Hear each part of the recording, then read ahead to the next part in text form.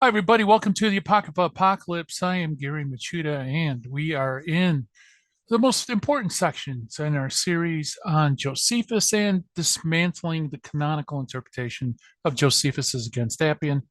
In fact, we are right at the enumeration portion. And in the last episode, we looked at a very important descriptor that's sometimes pointed to by people who think he gives a canon, namely that the 22 books are justly believed or justly trusted.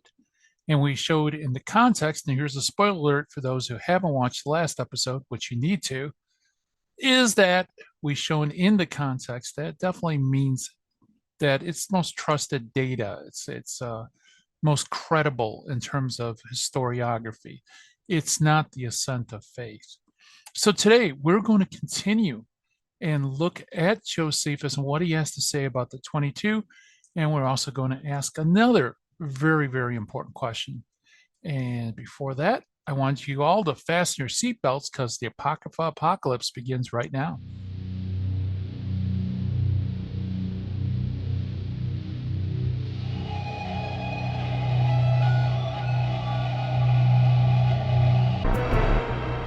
All right, so what's our next big question we're going to tackle? Well, if the 22 doesn't represent a fixed canon, what do they represent? And why did Josephus distinguish these particular books from the latter histories? And one thing that is pointed to is the idea of a succession of prophets, which we'll talk about in a second. But before we get to that, Josephus says something very interesting about the 22 books. Actually, two very interesting points that we're going to look at in this video.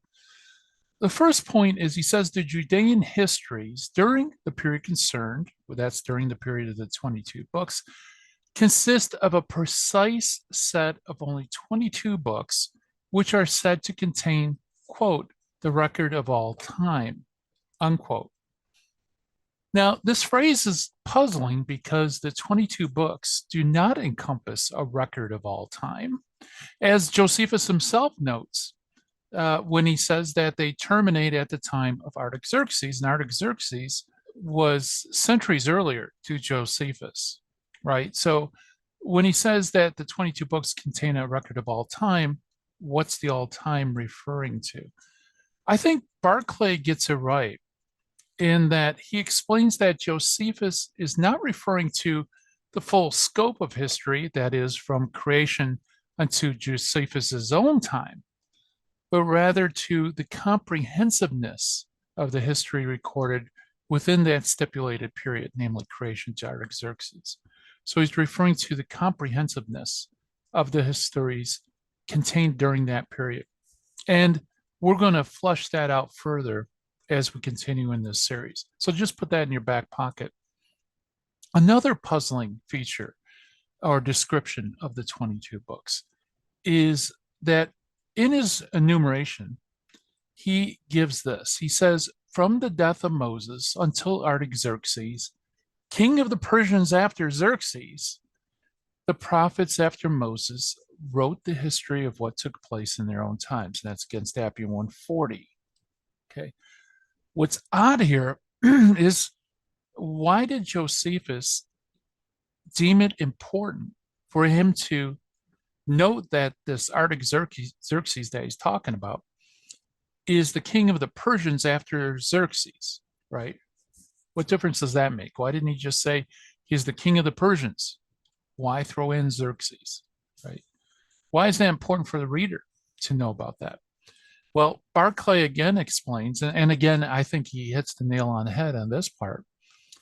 He says, named here is the more famous figure that reigned from 486 to 465 BCE, who invaded Greece. This means that the biblical record is so old that it finishes at the time the Greek records are hardly beginning. And that's exactly what he proposes in 113, like we showed in our overview. Remember, one of those marks of superior historiography, and he looked at the Egyptians, the Babylonians, and the Phoenicians, and now he's looking at the Judeans, that they are extremely ancient, and that historiography for the Greeks, however, is very recent. In fact, the first Greek historiography to be made was done shortly before the Persian invasion of Greece under King Xerxes. Now remember a few episodes ago, we talked about the importance of this. As we mentioned, Josephus's chronological baseline is set for the period a little before the Persian invasion of Greece, which he points out in Against Appian 113. The pre-Artaxerxean period is Josephus's argumentative red zone, right? He needs to show, in order to vindicate his history of the Jews or antiquities of the Jews, in order to prove that, yes, the Jewish race is incredibly ancient, he needs to vindicate the histories of the Jews prior to the earliest of Greek historiography, which takes place a little before Xerxes. Okay, so his point here in adding this little piece of data that otherwise would be quite puzzling is that he chronicles, he stipulates that 22 books cover creation up to Artaxerxes, who is the successor of King Xerxes, and then the fellow, of course, who invaded Greece and also marks the very beginning of Greek historiography. And so that's why I think Barclay is exactly right. He shows that the 22 books finishes at the time that the Greek records are hardly beginning. I think he's right on that. Now, Josephus goes on to explain that what sets the 22 apart from the later histories is, and this is in paragraph 41, he says, quote, "From Artaxerxes up to our own time, every event has been recorded, but this is not judged worthy of the same trust, since the exact line of succession of the prophets did not continue." So that's from the Barclay translation. Now, we already talked about trust and belief, and we showed how that means credible historiography, okay, not the assent of faith. So what he's saying is, since Artaxerxes, histories continue to be written, Jewish histories, but they were not as worthy to be esteemed of the same credibility as the prior ones, since the exact line of succession of prophets did not continue. And this is our next point in our video. For example, Mason uses this to show that the 22 books are therefore distinct from the latter histories because they're canonical. He writes, quote, his, that is Josephus's, understanding of the Judean Anagraphi as a fixed corpus closed long ago when the prophets lived, but have been part of his basic outlook and training. Then he continues, rather than regretting the absence of contemporary prophets, as the translation failure might seem to imply, Josephus plainly views the long ages since the official Judean record-keeping ceased as a great advantage over the Greeks, who were born yesterday, quote unquote. That's quoting Against Appian 1:7. So a couple things right here. Notice he makes an error here because the record keeping did not cease at the time of Artaxerxes, as he implies in his writings. And he knows this too. This must have been a slip of the pen because Josephus himself says that these writings continued after Artaxerxes. Okay, so there were histories written after Artaxerxes, but they just weren't esteemed of like trust or whatever, credibility, I guess, because of the failure of the succession of prophets. So Mason interprets this, and I think most scholars would interpret it as that prophets ceased at the time of Artaxerxes, and therefore there's no contemporary prophets. So the cessation of prophets assume that Josephus, therefore, is distinguishing between two periods: the early period when prophets existed, and a later period when they did not. And there are several difficulties with this interpretation. In fact, this is one that we're going to drill down quite a bit on.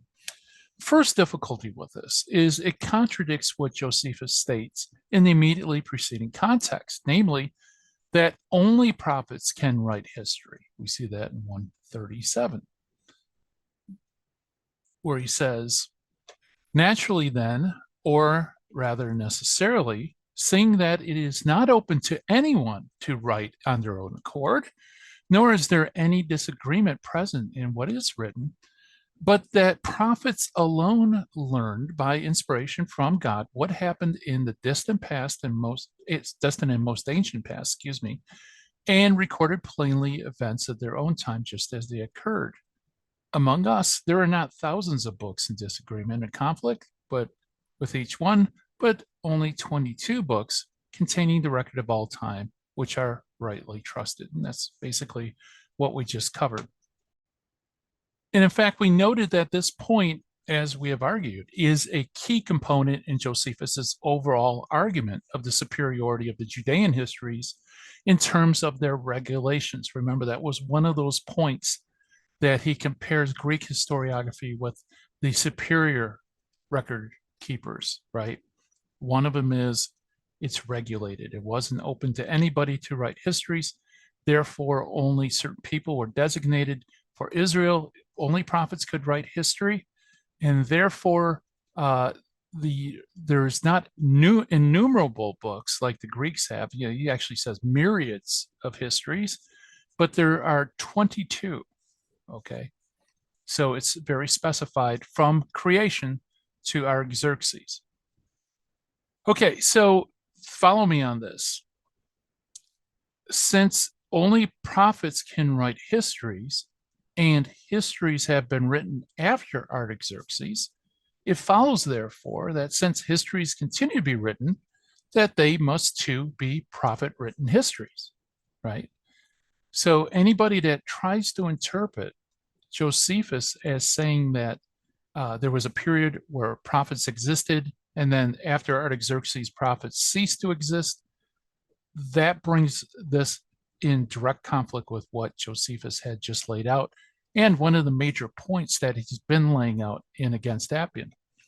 The second point also is that if Josephus wished to distinguish histories written while prophets existed from histories written when they did not, then Against Appian 140 should have read something like, this is not judged worthy of the same trust since prophets did not continue.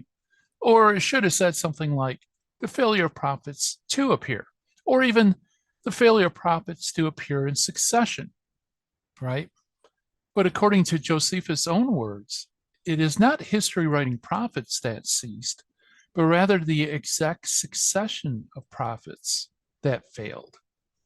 So the question then is, what exactly is so important about this succession of prophets, that an exact succession of prophets, to be more precise, that failed? Why does it make the earlier writings more credible than the latter writings? And that's exactly what we're going to address in our next video. How's that for a cliffhanger? All right. So until next time, I'm Gary Machuda. If you enjoy this channel, please subscribe, like, tell your friends, leave comments. All of that stuff helps our algorithm. Also, by the way, William Albrecht and myself are on Patreon. We appreciate your support. Enables us to buy some very, very expensive books for research, and it takes the burden off our families using our own budgets to do so. So we appreciate your support. And until next time, God bless. Bye-bye.